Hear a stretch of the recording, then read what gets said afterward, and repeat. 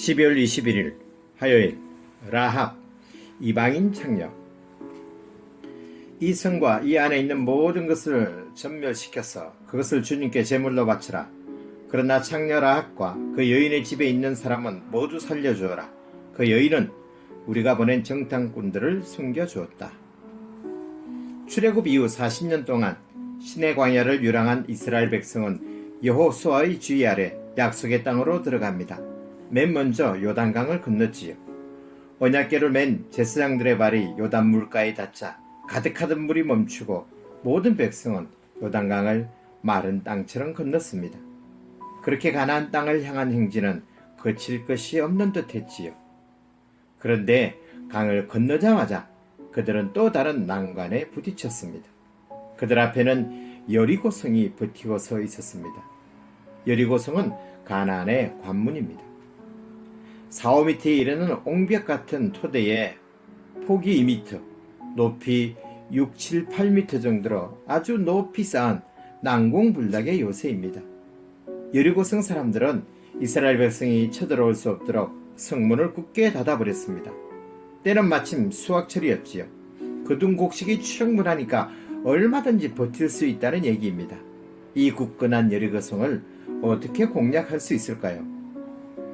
여호수아는 먼저 이스라엘 자손에게 할례를 베풀었습니다. 할례를 받으면 한동안 운신하기가 힘들지요. 그러니 급한 전투부터 치르고 나서 할례를 베푸는 게 현명하지 않았을까요? 그러나 여호수아는 그렇게 하지 않고 가장 먼저 백성을 성결하게 했습니다. 그렇게 함으로써 이 전쟁은 인간의 전쟁이 아니라 하나님의 전쟁이 되어버린 것이죠.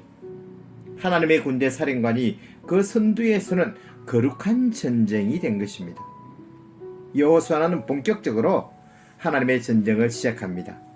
제사장 7명이 뿔나팔 7을 들고 언약궤 앞에 나가고 그 뒤를 군사들이 따르며 여세 동안 성을 한 바퀴 돌았습니다. 그리고 1회째 되는 날에는 제사장들이 뿔나팔을 부는 동안 성을 7바퀴 돌다가 길게 부는 뿔나팔 소리에 맞춰서 모두 함께 함성을 질렀습니다. 그러자 여리고성이 무너졌고 백성들은 일제히 진격하여 성을 점령했습니다. 그런데 그게 다일까요? 아닙니다. 우리가 주목할 또 다른 공로자가 있었습니다. 여호수아는 성 안에 있는 것을 전멸시키되 한 사람만은 살려주라고 했습니다. 창녀 라합입니다. 여호수아는 성을 치기 전에 정탐꾼을 보냈고 그들은 성벽 위에 사는 라합의 집에 숨어 지냈습니다. 여리고 왕이 정탐꾼들을 잡으려고 할 때 라합은 그들을 지붕 위에 숨겨주었다가 밧줄로 달아내려 주었지요. 그래서 여호수아는 라합과 그 가족을 살려주고 이스라엘 백성과 함께 살게 했습니다. 여리고 전쟁은 하나님의 도우심과 이방 여인의 도움으로 승리했습니다. 놀라운 일이죠. 하나님의 거룩한 전쟁에 한 이방 여인이, 그것도 창녀가 동참했습니다. 더구나 이 여인은 하나님의 백성에 들어왔을 뿐 아니라 가장 거룩하고 신비로운 예수 그리스도의 계보에 들어왔습니다. 그렇습니다. 우리가 기다리는 그리스도의 족보에는 그 어떤 차별도 혐오도 없습니다. 예수님의 족보에 이방인 창녀가 올라있다는 이야기는 하나님 아버지께서 그 누구도 차별하지 않으신다는 이야기입니다. 혐오하거나 내치지 않는다는 사실을 보여줍니다. 그렇기 때문에 누구나 예수님의 족보에 이름을 올릴 수 있습니다. 예수님도 친히 이런 말씀을 하셨습니다. 누가 나의 어머니이며 누가 나의 형제들이냐? 보아라, 나의 어머니와 나의 형제들이다. 하늘에 계신 내 아버지의 뜻을 따라 사는 사람이 곧 내 형제요 자매요 어머니이다.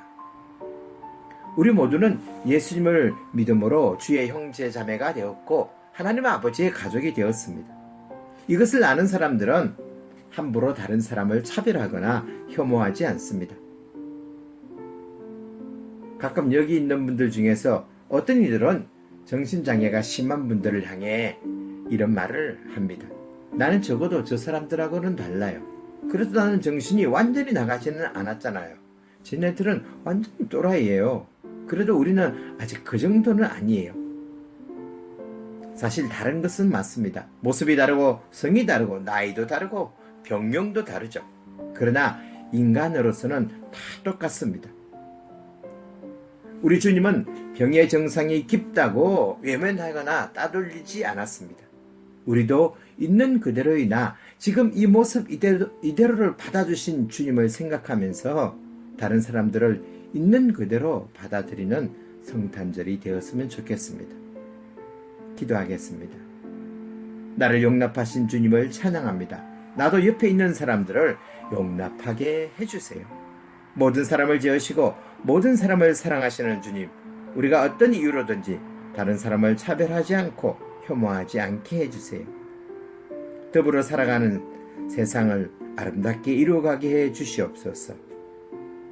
나를 있는 그대로 받아주신 우리 주 예수님의 이름으로 기도합니다. 아멘.